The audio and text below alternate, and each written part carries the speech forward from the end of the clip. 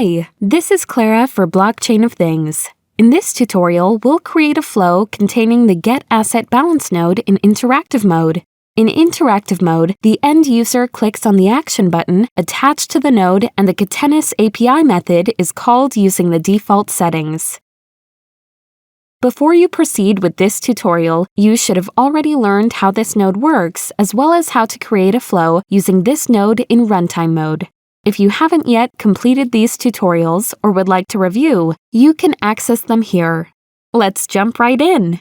Drag a getAssetBalance node into your workspace.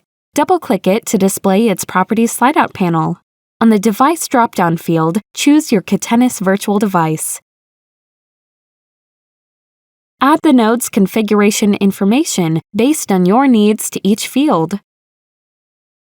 Wire this node to a debug node and open the debug sidebar. Click Deploy. Now let's test the flow. Click the button on the left of this node to send the default property panel setting to the Catenis APIs and through the flow. The debug sidebar should display the returned JSON object containing the results. Great work! Now that you know how to create a flow using the getAssetBalance node, it's time to move on to our next tutorial, where you'll learn all about the List Owned Assets node.